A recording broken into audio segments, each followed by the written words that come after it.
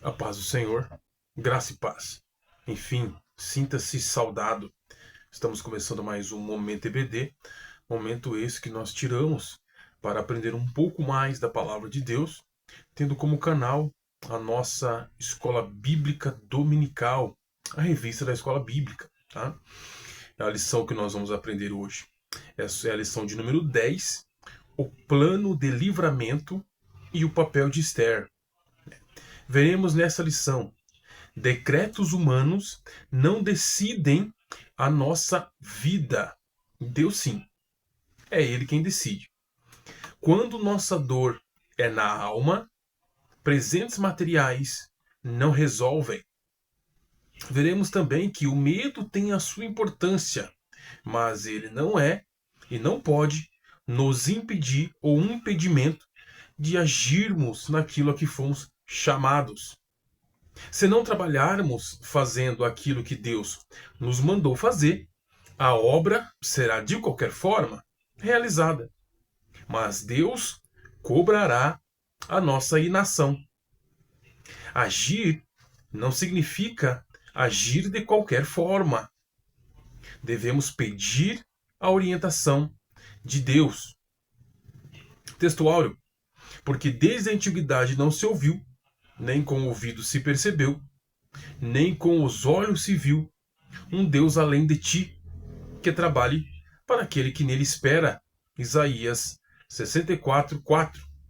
Verdade prática. É nos momentos dramáticos da vida que mais aprendemos a confiar em Deus e a depender dele. A leitura bíblica em classe vai se passar em Esther 4:5 ao 17 e 5:1 ao 3. Também 7 e 8. Introdução. Nesta lição estudaremos as atitudes de Mardoqueu e Esther em favor de todo o povo. O decreto do rei estava assinado. A ordem de extermínio havia chegado a todas as províncias. O dia da matança estava definido. Era preciso clamar a Deus e agir sob sua direção. Mesmo quando em nossas vidas temos decretos assinados para a nossa destruição, isso só é possível se Deus, aquele Todo-Poderoso, o permitir. Nada nem ninguém pode nos tocar se Deus não permitir. Lembre-se de Jó. O espírito imundo só tocou em Jó depois que Deus o autorizou. Veremos decretos na história. O próprio decreto da humanidade, através do pecado de Adão e Eva. Nós vamos ver isso em Gênesis 3:2. Estava decretada a morte do corpo e da alma de toda a humanidade. Mas Deus interveio prometendo Jesus, nosso libertador e Senhor. Israel e o Mar Vermelho, em Êxodo capítulo 14. Nós vamos ver que Faraó decidiu que traria o povo de Israel novamente para ser escravo, mas Deus tinha outros planos para o povo. Em Daniel, vemos que este ia ser jogado na cova dos leões, isso em Daniel 6:12 ao 22. Mas Deus, naquele momento, tinha outros planos, e os leões fizeram jejum.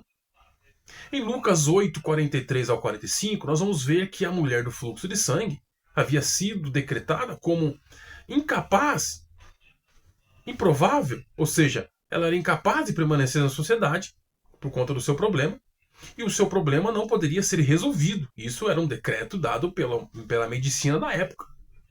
Mas Deus é o Deus do impossível, e nós sabemos o que aconteceu. Em Lucas 23, Jesus iria ser crucificado, e isso ia ser o nosso fim. A nossa esperança estaria anulada, porque o nosso Salvador morreu, ou morrera, melhor dizendo.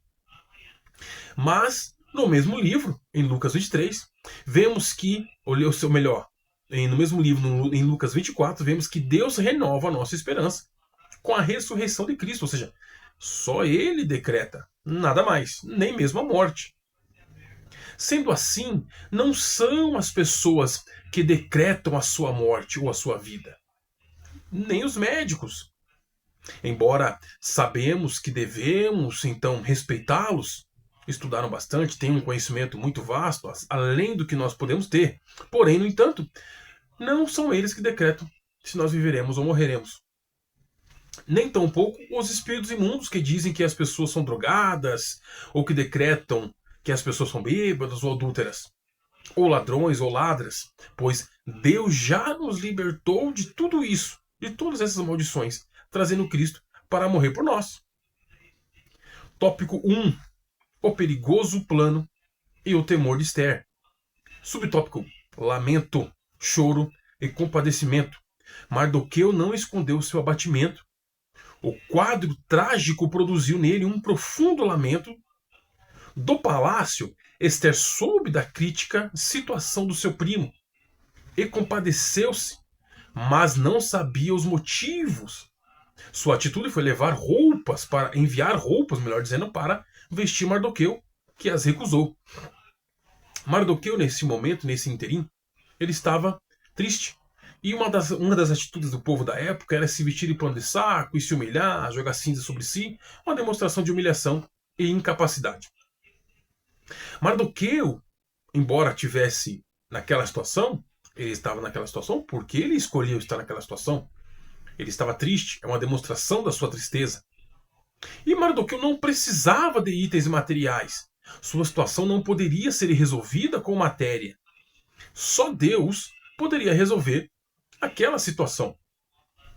Há coisas em nossas vidas que só Deus pode resolver. Sua alegria não está em itens materiais. Isso já é chover no molhado, nós já sabemos disso. Todos nós já ouvimos alguém dizer que eu tinha tudo, mas estava triste. Ou ouviu alguém dizer que alguém morrera, mesmo sendo muito rico, tiraram a sua própria vida. Ponto 2. Muitas das vezes temos a tendência de achar que podemos resolver uma situação com coisas materiais. Mas há momentos que um abraço resolve, mais do que o próprio dinheiro ou presentes. Quando se sabe que a ausência de alguém importante pode causar na vida de alguém um colapso grande. Por exemplo, na vida dos filhos. Se um pai ou a mãe não estiver presente, isso pode criar um lapso, isso pode criar uma lacuna, isso pode criar uma atrofia no desenvolvimento psicológico, pessoal daquela criança. Se a criança não conseguir ressignificar isso, o seu futuro pode ter sérios problemas. Essas coisas não são possíveis de resolver com problemas. Nesse caso, o maior presente é a presença. A gente vê isso em Efésios 5, 15 e 16. Nós aprendemos a remir nosso tempo. É o que diz nesse texto. Aprender a remir o tempo, isso quer dizer aprender a priorizar o que importa. O que importa na ausência é a presença. O que importa na doença é a saúde. O que importa na falta é o preenchimento. Então, priorizar, saber o que deve ser oferecido, deve ser no momento ofertado. Tem vezes que nós precisamos de um abraço, tem vezes que nós precisamos de uma palavra de consolo, de conforto, e não itens materiais. Muitos de nós que estamos aqui, você que está ouvindo, e até mesmo eu também, já passei situações em que presentes não resolveram. Mas um abraço, uma palavra de conforto, uma palavra de edificação, ajudou bastante. Subtópico 2. Um obstáculo real.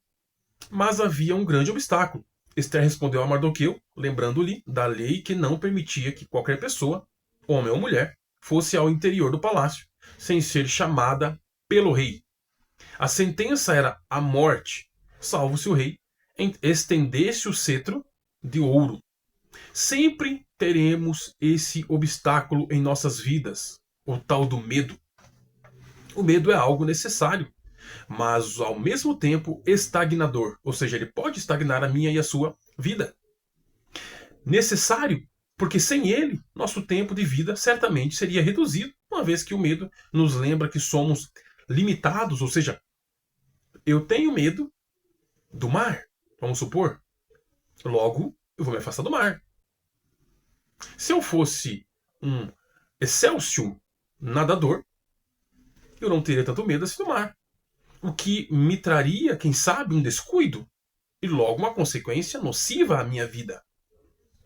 Se eu não tivesse medo da eletricidade, quem sabe eu ficasse muito próximo de fios de luz ou de pontos de energia, o que traria para a minha vida uma nocividade. Poderia perder a minha vida. Se eu não tivesse medo, supondo, de altura, quem sabe eu não me lançasse e não morreria? Então o medo nesse ponto ele é necessário. Porém, no entanto, pode ser um item, um sentimento, melhor dizendo, estagnador na nossa vida. Quando nós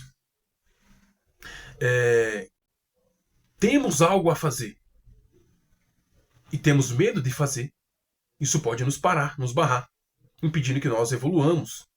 Né? O medo não pode nos impedir de perceber que, embora sejamos limitados, nossa capacidade é potencializada com Deus. E naquilo que não podemos, Ele pode. Naquilo que somos incapazes, Ele é capaz. Segundo Timóteo 1, 7 ao 9 diz: porque Deus nos deu o espírito, porque Deus não nos deu o espírito de temor, mas de fortaleza, e de amor, e de moderação. Tópico 2. Mardoqueu convence Esther. Subtópico 1. Confiando na providência divina. Esther apresentou a Mardoqueu sua impossibilidade de dirigir-se ao rei. Nos últimos 30 dias, ela não havia sido chamada por Assuero, que era o rei. Mardoqueu não se contentou com a resposta de Esther. Todos nós temos um chamado de Deus. E às vezes tendemos, por medo, a colocar empecilhos para não agirmos naquilo a que fomos chamados. Vejamos Moisés, em Êxodo 4, 10 ao 14, colocando empecilho para fazer a vontade de Deus. Mesmo Deus falando para ele que Deus é o eu sou, ou seja, aquilo que ele precisava para alcançar o objetivo, ele estava colocando empecilhos. A palavra do Senhor vai dizer em Apocalipse 1:8 que Deus é o eu sou, o Todo-Poderoso, aquele que era, aquele que é e aquele que há de vir. Quando nós vemos no contexto que eu acabei de ler, em Êxodo 4, 10, 14, quando Deus fala eu sou, nós vamos entender que quando Deus diz para ele eu sou, Deus está querendo dizer o seguinte: o que é que você precisa, Moisés? Eu preciso de eu sou. Como assim? Eu sou aquele que pode te ajudar nisso que você precisa. Senhor, mas eu não sei falar. Eu sou. O quê? A sua voz? Afinal de contas, quem fez a boca? Quem fez o som? Quem fez as palavras? Quem deu a capacidade do homem entender palavras e criar termos e um monte de coisas? O próprio Deus. Quem faz o nariz? Quem faz os ouvidos? Quem faz os olhos? Deus. Não é Ele quem pode dar a capacidade de você de falar, de entender, de interpretar? Por quê? Porque Ele é. É quem? O Criador da música, o Criador do som, das palavras, do entendimento. E você que está assistindo esse vídeo nesse momento, quem sabe, tem colocado empecilhos para fazer aquilo que Deus tem te chamado. Senhor, mais o dinheiro. Senhor, mais o tempo. Senhor, mais o meu trabalho. Senhor, mais a minha família. Senhor, mas eu não tenho carro. Senhor, mas eu não tenho a casa. Eu sou. Você só precisa saber disso. Eu sou, diz o Senhor, na sua vida, aquilo que você precisa para cumprir a missão a qual eu te chamei. Mardoqueu acreditava que a providência divina se manifestaria de outra forma caso Esther não agisse. A expressão socorro e livramento que Mardoqueu usa, de outra parte virá, revela que ele, no caso Mardoqueu, confiava em Deus acima de tudo. Quando Mardoqueu diz isso, ele estava querendo dizer que, se Esther não agisse segundo o seu chamado, Deus iria de qualquer forma usar outra pessoa, mas que sua obra seria concluída. Mas a penalidade por não fazer aquilo que Deus manda recairia sobre ela. 1 Reis 23, 35, 41. Explanação. Vemos que nesse momento temos todos um chamado. Nesse momento nós vemos que todos nós temos um chamado. Eu, você. Ah, Jones, mas eu não sei. Quem sabe você não saiba qual é o seu chamado, mas você pode descobrir. perguntando a Deus, observando o seu contexto de vida, suas experiências, você vai começar a perceber que você tem um chamado. Deus, mas eu vou ter que ser missionário? Não. Às vezes no seu trabalho, às vezes na sua casa, na sua família. Noé não conseguiu, naquela oportunidade, salvar ninguém externo, a não ser as suas noras. Porém, no entanto, ele salvou sua família. Quantos conseguem salvar milhões de pessoas até, mas a sua própria família é perdida? O seu primeiro ministério é a sua casa. Todos nós temos um chamado. Porém, se não agirmos conforme esse chamado, Deus fará com que a obra dele seja concluída de qualquer forma. Outra pessoa irá fazer, mas Deus cobrará de nós. Vemos isso na parábola dos talentos, em Mateus 25, 14 e 30. Segundo subtópico, primeiro Deus, depois o homem. Esther convenceu-se de que precisaria agir antes de tudo. Porém, era preciso clamar a Deus para que a dirigisse e lhe desse graça diante do rei. Esther sabia que precisava agir, ou seja, sabia de seu chamado, mas, mesmo sendo seu chamado, não agiu de qualquer forma. Antes foi a Deus pedir direcionamento. Nós vemos em Salmos 25, 4 e 5 que é Deus quem mostra o caminho certo. É Ele quem ensina por onde devemos andar. É Ele quem nos guia na própria verdade dele. E é Ele quem nos ensina. Pois é Deus quem nos salva.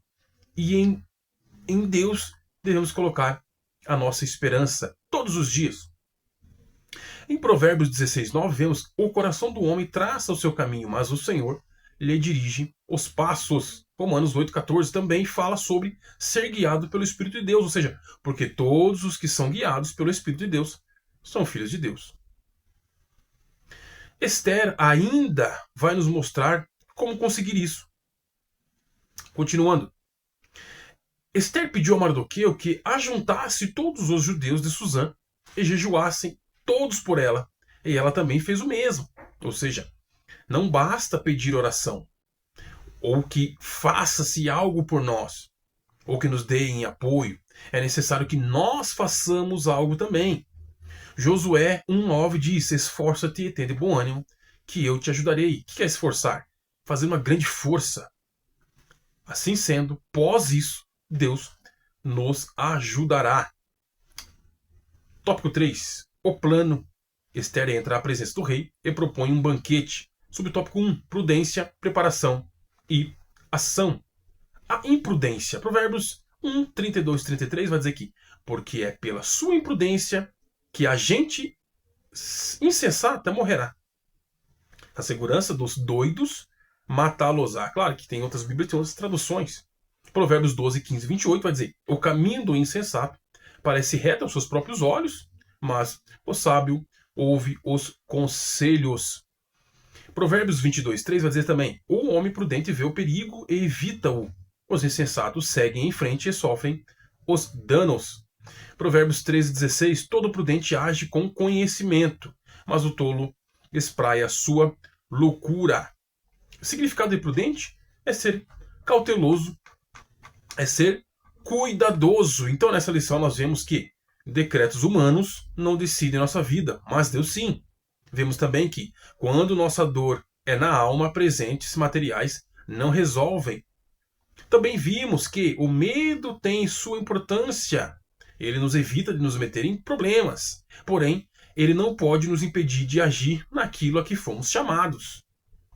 Também podemos entender que, se não trabalharmos fazendo aquilo que Deus nos mandou fazer, a nossa obra, ou seja, a obra a qual Ele nos designou, será realizada de qualquer maneira por outra pessoa, de outra forma, mas Deus cobrará de nós essa inação. Vimos que o agir não significa agir de qualquer forma, mas devemos pedir orientação a Deus. Vimos tudo isso nesta lição de hoje. Eu quero dizer a você que todos nós temos um chamado, todos nós somos colocados em determinados lugares por determinados motivos. Muitas vezes não entendemos esses motivos, muitas vezes não compreendemos, ou ainda não compreendemos, as reais razões pelas quais passamos pelo que passamos. Porém, no entanto, temos que compreender que tudo tem um motivo. Eu já disse em uma lição anterior qual é o meu ponto de vista no que diz respeito à sorte. A sorte, no meu ponto de vista, reitero, é a ação ou a inação de Deus. A ação em nos ajudar ou a inação em nos destruir por conta de um pecado, de um erro nosso. Quando ele age em nosso favor, nos impedindo ou não fazendo algo que nos destrua, isso, para mim, é sorte. Se ele te chamou, é porque ele te enxergou e viu que você tem uma capacidade de fazer algo positivo e que venha a agregar, a contribuir na sua obra. Faça aquilo que ele te chamou. Se você ainda não sabe, busque a ele. E se você sabe, haja conforme aquilo que ele tinha te orientado. E se você não sabe qual é a orientação, busque na palavra, na comunhão, e você entenderá qual é o seu chamado, qual é a sua missão nessa terra. E faça o melhor que você puder com fé e esperança e buscando sempre a comunhão com o Espírito Santo para ter a sensibilidade de ouvir e discernir os tempos e remir o tempo. Que você tenha aprendido, que eu possa ter te ajudado nessa oportunidade. Você, professor, que possa ter mais bagagens e mais argumentação para a sua aula do próximo domingo.